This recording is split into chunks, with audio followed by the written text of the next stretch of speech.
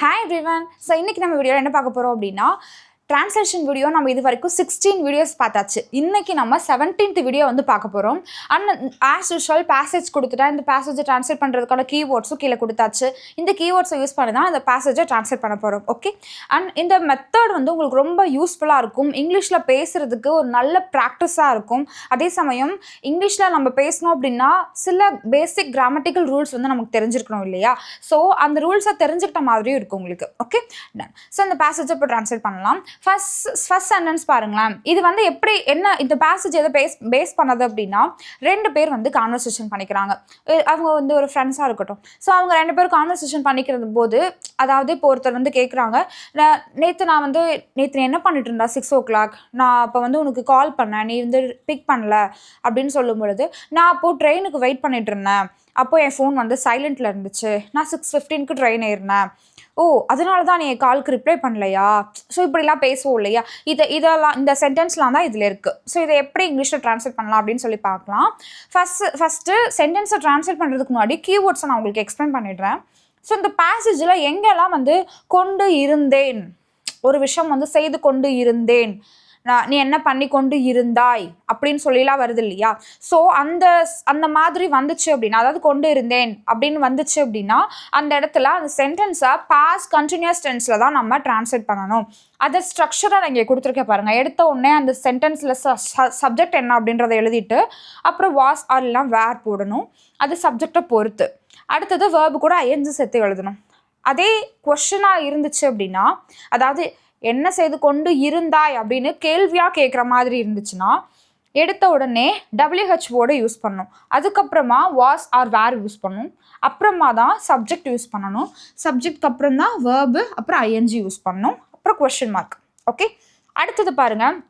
இந்த பேசேஜில் வந்து ஆக்சுவலாக வந்து ஒரு வெஹிக்கிளில் நம்ம ஏறுறோம் அப்படின்னு சொல்லும் பொழுது அது ஒரு ட்ரெயின்லேயோ ஒரு பஸ்லையோ அதை ஏறுறோன்னு சொல்லும்போது நம்ம வந்து அது இங்கிலீஷில் போர்டு அப்படின்ற வேர்டு வந்து நம்ம யூஸ் பண்ணலாம். ஓகே. ஸோ அந்த போர்டு அப்படின்றது என்னென்னா ஒரு ஆக்ஷன் வேர்ட். ஸோ இந்த போர்டு அப்படின்றதுக்கு ஃபஸ்ட் ஃபார்ம் வந்து board, second form boarded, third ஃபார்மும் போர்டட். ஓகே. ஸோ இதுக்கு இந்த மாதிரி ஏறுவது ஒரு இந்த சென்டென்ஸில் வந்து நான் ட்ரெயினில் ஏறினேன் அப்படின்னு சொல்கிறோம் இல்லையா? அப்போது அந்த இடத்துல வந்து பார்த்தீங்கன்னா போர்ட் அதோடைய செகண்ட் ஃபார்ம் போர்டட் அப்படின்னு சொல்லி யூஸ் பண்ணலாம்.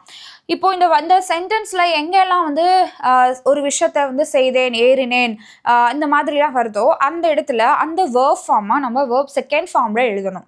ஓகே. அதே நெகட்டிவ் ஸ்ட்ரக்சராக இருந்துச்சுன்னா டிட்டு நாட்டு போட்டு வேர்ப் ஃபஸ்ட் ஃபார்மில் எழுதணும். பாசிட்டிவ் ஸ்ட்ரக்சராக இருந்துச்சுன்னா வேர்ப் செகண்ட் ஃபார்மில் எழுதணும். நெகட்டிவாக இருந்துச்சுன்னா டிட்டு நாட்டை வேர்ப் ஃபஸ்ட் ஃபார்மில் எழுதணும். ஓகே.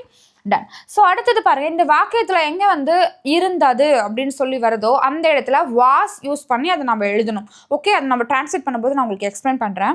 அடுத்தது அதனால தான் அப்படின்னு சொல்கிறோம் இல்லையா? அந்த இடத்துல தட் இஸ் வை அப்படின்னு சொல்லி யூஸ் பண்ணணும். தட் இஸ் வை, அதைத்தான் நான் ஷார்ட் ஃபார்மில் தட்ஸ் வை அப்படின்னு சொல்லி எழுதியிருக்கேன். இதை அதனால தான் நீ செய்யலையா, அதனால தான் நீ அட்டன் பண்ணலையா அப்படின்னு கேட்கும்போது தட் இஸ் வை அப்படின்றது இஸ் தட் வை அப்படின்னு சொல்லி மாறும். ஓகே. டன். ஸோ இப்போ இந்த பேசேஜை ட்ரான்ஸ்லேட் பண்ணலாம். ஓகே. ஃபர்ஸ்ட் சென்டென்ஸ் பாருங்கள். 6 மணிக்கு நீ என்ன செய்து கொண்டு இருந்தாய் அப்படின்னு சொல்லியிருக்கு. ஓகே. ஸோ 6 மணிக்கு நீ என்ன பண்ணிட்டு இருந்த அப்படின்னு சொல்லி கேட்கும் பொழுது இது என்னன்னா, இது அந்த கொண்டு இருந்தேன் அப்படின்னு வந்துச்சுன்னா பாஸ்ட் கண்டினியூஸ் டென்ஸ் யூஸ் பண்ணணும்னு நான் சொன்னேன். அது கொஸ்டினாக இருக்குது அப்படின்றதுனால நம்ம அதை கொஸ்டின் ஸ்ட்ரக்சரை வந்து நம்ம யூஸ் பண்ணலாம். அப்போ கொஸ்டின் ஸ்ட்ரக்சர்லேயே இதுதான். ஸோ இதை எப்படி நம்ம இந்த ஸ்ட்ரக்சரை யூஸ் பண்ணி நம்ம இந்த ஃபர்ஸ்ட் சென்டென்ஸை ட்ரான்ஸ்லேட் பண்ணலாம். எடுத்த உடனே WH வேர்டு யூஸ் பண்ணணும். இந்த வாக்கியத்தை நல்லா கவனிங்க. இதில் எது WH வேர்டு அப்படின்னா என்ன அப்படின்றத WH வேர்டு. இங்கிலீஷில் நம்ம என்ன எழுதணும் அப்படின்னா என்ன அப்படின்றதுக்கு வாட் அப்படின்னு சொல்லி எழுதுவோம் இல்லையா? வாட். அடுத்தது இதில் WH வேர்டுக்கு அப்புறமா வாஸ் ஆர் வேர் யூஸ் பண்ணோம். இந்த வாஸ் இல்லைன்னா வேர் இது ரெண்டில் எதுன்னு எப்படி நம்ம சூஸ் பண்ணோம் அப்படின்னா இதில் சப்ஜெக்டை பொறுத்து தான் நம்ம வாஸ் அண்ட் வேர் யூஸ் பண்ணுமா அப்படின்னு சொல்லி நம்ம சூஸ் பண்ணோம். இதில் சப்ஜெக்ட் என்ன அப்படின்னா நீ அப்படின்றதா சப்ஜெக்ட். நீ அப்படின்றதுக்கு இங்கிலீஷில் நம்ம என்ன சொல்லுவோம்? யூ அப்படின்னு சொல்லி யூஸ் பண்ணுவோம். அப்போது சப்ஜெக்ட் வந்து யூ அப்படின்னா வாஸ் அண்ட் வேரில் நம்ம வேர் தான் யூஸ் பண்ணோம். ஓகே. அப்போது இந்த இடத்துல நம்ம என்ன யூஸ் பண்ணணும்? வேர். ஓகே. அடுத்த சப்ஜெக்ட் என்ன? வாஸ் அண்ட் வேரில் வேர் யூஸ் பண்ணியாச்சு. அடுத்து சப்ஜெக்ட் போடணும். சப்ஜெக்ட் இதில் என்ன? நீ அப்படின்னு இருக்கு. அப்போது இங்கிலீஷில் நம்ம என்ன யூஸ் பண்ணணும்? யூ. What var you. அடுத்தது வேர்பு கூட ஐஎன்ஜி சேர்த்து எழுதணும். இதில் வேர்ப் என்ன? செய்து கொண்டு இருந்தாய். அப்போ இங்கிலீஷில் டூ. அப்போ டூ கூட ஐஎன்ஜி சேர்த்தணும் அப்படின்னா டூயிங். அப்போது வாட் were you doing? எப்போ அப்படின்னா 6 மணிக்கு. அப்போது at 6 PM. அது 6 AM இருக்கலாம், 6 PM இருக்கலாம், இல்லை 6 o'clockனு சொல்லி எழுதலாம். நான் அதை வந்து ஈவினிங்காக கன்சிடர் பண்ணுறேன், அதனால் 6 PMனு நான் போட்டிருக்கேன். Okay, so what were you doing at 6 PM? அப்போது இந்த இடத்துல கொஷின் மார்க் போடணும், ஏன்னா வந்து இது கொஷின் இல்லையா. ஸோ 6 மணிக்கு நீ என்ன செய்து கொண்டு இருந்தாய் அப்படின்னு சொல்லும்போது what were you doing at 6 PM அப்படின்னு சொல்லி கேட்கலாம். இல்லைன்னா what were you doing at 6 o'clock அப்படின்னு சொல்லி கேட்கலாம். ஓகே, அடுத்து நான் அந்த நேரத்தில் ட்ரெயினுக்கு காத்து கொண்டு இருந்தேன் அப்படின்னு சொல்லியிருக்கு. நான் சொன்னேன் இல்லையா, கொண்டு இருந்தேன் அப்படின்னு வந்துச்சுன்னா அப்போ அந்த இடத்துல பாஸ்ட் கண்டினியூஸ் டென்ஸில் எழுதணும் அப்படின்னு சொன்னேன். ஸோ அதோடைய ஸ்ட்ரக்சர் என்ன அப்படின்னா subject plus was or were plus verb plus ING. So எடுத்தோன்னே சப்ஜெக்ட் எழுதுவோம். சப்ஜெக்ட் என்ன அப்படின்னா நான் அந்த நேரத்தில் ட்ரெயினுக்கு காத்து கொண்டு இருந்தேன்.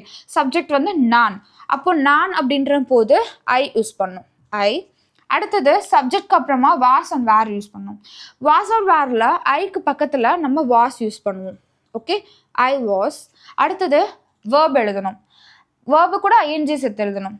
இதில் வேர்ப் என்ன? காத்து கொண்டு இருந்தேன். காத்து கொண்டு இருந்தேன்றதுக்கு இங்கிலீஷ் என்ன யூஸ் பண்ணுவோம்? வெயிட். அப்போ வெயிட் கூட ஐஎன்ஜி சேர்த்தோம் அப்படின்னா I was waiting. Okay, so இதில் ரிமைனிங் டிரான்ஸ்லேட் பண்ணாமல் இருக்கிறது என்ன அப்படின்னா ட்ரெயினுக்கு நான் அந்த நேரத்தில் இந்த வாக்கியத்தை நம்ம டிரான்ஸ்லேட் பண்ணல. ஸோ இந்த வேர்ட்ஸ்லாம் நம்ம டிரான்ஸ்லேட் பண்ணல. அப்போது ட்ரெயினுக்கு அப்படின்னு சொல்லும் பொழுது I was waiting for the ட்ரெயினுக்கு நான் வெயிட் பண்ணிட்டு இருந்தேன் அப்படின்னு சொல்லும் பொழுது I was waiting for the train. அது இதில் ரிமைனிங் டிரான்ஸ்லேட் பண்ணாமல் இருக்கிறது என்ன? அந்த நேரத்தில். அப்போ அந்த நேரத்தில் அப்படின்றதுக்கு நம்ம என்ன எழுதலாம்? At that time. ஓகே, அந்த நேரத்தில் அப்படின்னு சொல்லும்பொழுது அட் தட் டைம் அப்படின்னு சொல்லலாம். ஓகே, அப்போது I was waiting for the train at that time. Okay, அடுத்து நான் மாலை 6:15 மணிக்கு ட்ரெயின் ஏறினேன் அப்படின்னு சொல்லியிருக்கு. அப்போது இந்த வாக்கியம் வந்து நான் ஏறினேன், செய்தேன், இந்த மாதிரி சொல்லும் போது நம்ம வேர்ப் செகண்ட் ஃபார்ம் யூஸ் பண்ணணும்னு நான் சொன்னேன் இல்லையா. அப்போது இந்த இடத்துல எடுத்த உடனே சப்ஜெக்ட் வந்து எழுதுவோம். நான் அப்படின்றதுக்கு நம்ம ஐ யூஸ் பண்ணியாச்சு, ஐ. அடுத்தது இதில் வேர்ப் என்ன அப்படின்னா ஏறினேன் அப்படின்றதா வேர்பு. நான் ஆல்ரெடி சொன்னேன், ஒரு வெஹிக்கிளில் ஏறுவது அப்படின்னு சொல்லும்போது நம்ம போர்டு யூஸ் பண்ணணும் அப்படின்னு நான் சொன்னேன் இல்லையா. ஸோ இந்த இடத்துல போர்டுடைய செகண்ட் ஃபார்ம் என்ன அப்படின்னா போர்டட் அப்படின்னு சொன்னேன். ஓகே, ஸோ இப்போ ஐ போர்டட் எதில் ஏறினேன்? ட்ரெயினில் ஏறினேன். ஓகே, அப்போது ஐ போர்டட் த ட்ரெயின். எப்போ ஏறினேன்? 6:15க்கு ஏறினேன். Okay, so I boarded the train at 6:15.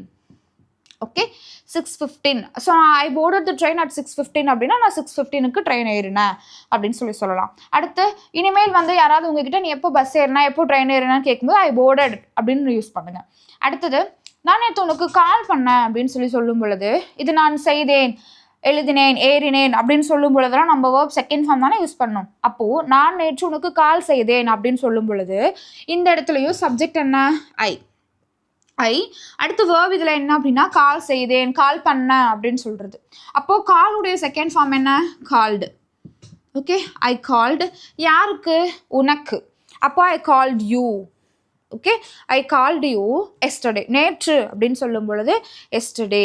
I called you yesterday அப்படின்னு சொல்லலாம். நேற்று உனக்கு கால் செய்தேன் அப்படின்ற போது ஐ கால்டு யூ எஸ்டர்டே. அடுத்தது பாருங்கள், நீ எடுக்கவில்லை, நீ வந்து எடுக்கல. இது வந்து என்னென்னா நெகட்டிவ். ஓகே, பாஸ்டில் நெகட்டிவ். அப்போ நெகட்டிவ் அப்படின்ற போது டிட் நாட்டு வேர்ப் ஃபர்ஸ்ட் ஃபார்ம் யூஸ் பண்ணணும். அப்போது நீ எடுக்கவில்லை, சப்ஜெக்ட் என்ன? நீ அப்படின்றதுக்கு இங்கிலீஷில் நம்ம யூ அப்படின்னு எழுதியாச்சு.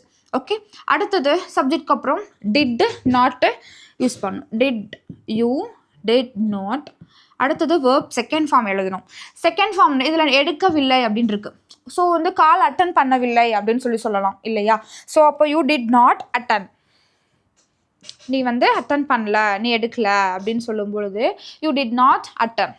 ஓகே, அடுத்தது பாருங்கள், என்னுடைய ஃபோன் சைலண்ட்டில் இருந்துச்சு அப்படின்னு சொல்லுவோம். ஓகே, அப்போது அப்படியா, என் ஃபோன் அப்போ சைலண்ட்டில் இருந்துச்சு அப்படின்னு சொல்லுவோம் இல்லையா. அப்போது என்னுடைய ஃபோன் சைலண்ட்டில் இருந்தது அப்படின்னு சொல்லும் பொழுது என்னுடைய மொபைல் அப்படின்றது இது என்னது? My phone. ஸோ இந்த இடத்துல இருந்தது அப்படின்னு சொல்கிற இடத்துல நம்ம வாஸ் யூஸ் பண்ணணும்னு சொன்னேன். பொதுவாக வந்து இப்போ என்னிடம் ஒரு பொருள் இருக்குது அப்படின்னு சொல்கிறோம்னு வச்சுக்கோங்களேன், அந்த இடத்துல நம்ம ஹேட் யூஸ் பண்ணுவோம். ஆனால் இது வந்து என்கிட்ட இருக்குது அப்படின்னு நம்ம மீன் பண்ணல. அப்போது என் ஃபோன் வந்து சைலண்ட்டில் இருந்துச்சு அப்படின்றத தான் நம்ம சொல்கிறோம். ஸோ அப்போ நம்ம இதை எப்படி சொல்லணும் அப்படின்னா, my phone was in silent.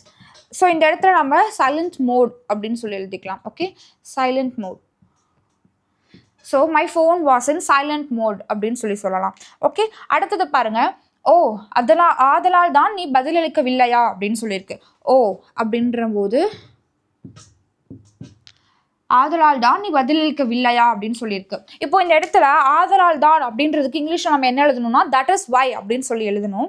இதை ஆதலால் தான் நீ பதிலளிக்கவில்லையா அப்படின்னு சொல்லி கேட்கும் பொழுது அப்போது இந்த இடத்துல தட் இஸ் வை அப்படின்றத இஸ் தட் வை அப்படின்னு சொல்லி நம்ம மாற்றணும். ஓகே, ஸோ அப்போ இந்த இடத்துல தட் இஸ் வை அப்படின்றத இஸ் தட் வை அடுத்தது நீ பதிலளிக்கவில்லையா அப்படின்னு சொல்லியிருக்கு. இந்த இடத்துல உங்களுக்கு ஒரு டவுட் வரும், அதை நான் சொல்கிறேன். நீ பதிலளிக்கவில்லையா அப்படின்னு சொல்லியிருக்கு இல்லையா, அப்போது நீ அப்படின்ற போது நம்ம யூ யூஸ் பண்ணியாச்சு. பதிலளிக்கவில்லையா அப்படின்றது வந்து நெகட்டிவ் ஸ்ட்ரக்சர். அப்போது did not verb first form use பண்ணோம். அப்போது யூ டிட் நாட் பதிலளிக்க அப்படின்ற போது நம்ம ரிப்ளைன்னு யூஸ் பண்ணலாம். இப்போ கொஸ்டின் மார்க். இது என்ன, நீ பதிலளிக்கவில்லையான்றதான கேள்வி. அப்போ நீங்கள் என்ன இந்த இடத்துல இதை டிட் யூன்னு மாற்றாமல் யூ டிட்னு போட்டு இங்கே ஏன் நீங்கள் இஸ் தட் வை போட்டிருக்கீங்க அப்படின்னா, ஆக்சுவலாக ஆதலால் தான் நீ பதிலளிக்கவில்லையா அப்படின்னு கேட்கும் பொழுது நம்ம இந்த இடத்த வந்து நம்ம ஸ்டேட்மெண்ட்டாக தான் எழுதணும். நீ பதிலளிக்கவில்லை அப்படின்றதுக்கு யூ டிட்ன்ட் ரிப்ளைன்றதை எழுதிட்டு அதனால தான் அப்படின்றத வந்து தட் இஸ் வைன்றத இஸ் தட் வை அப்படின்னு சொல்லி நம்ம மாற்றணும். இந்த சென்டென்ஸ் வந்து கொஸ்டினாக இருந்துச்சுன்னா இந்த நான் ஆதலால் தான்றதை வந்து நம்ம இஸ் தட்னு சொல்லி மாற்றி எழுதணும். Okay, so is that why you didn't reply, அதனால தான் நீ ரிப்ளை பண்ணலையா அப்படின்னு சொல்லி நம்ம கேட்கலாம். ஓகே, அவ்வளோதான். ஸோ இப்போ இந்த சென்டென்ஸை நம்ம ஒன்ஸ் ரீட் பண்ணி பார்க்கலாம். 6 மணிக்கு நீ என்ன செஞ்சுட்டு இருந்த? நான் அந்த நேரத்தில் ட்ரெயினுக்கு காத்து கொண்டிருந்தேன். ஸோ 6 மணிக்கு நீ என்ன செய்து கொண்டிருந்தாய்? What were you doing at 6 p.m? I was waiting for the train. நான் மாலை 6:15 மணிக்கு ட்ரெயின் ஏறினேன். I boarded the train at 6:15. நான் நேற்று உனக்கு கால் செய்தேன். I called you yesterday. நீ எடுக்கவில்லை. You didn't attend. என்னுடைய ஃபோன் சைலண்டில் இருந்தது. My phone was in silent mode. ஓ ஆதலால் தான் நீ பதிலளிக்கவில்லையா? Oh is that why you didn't reply.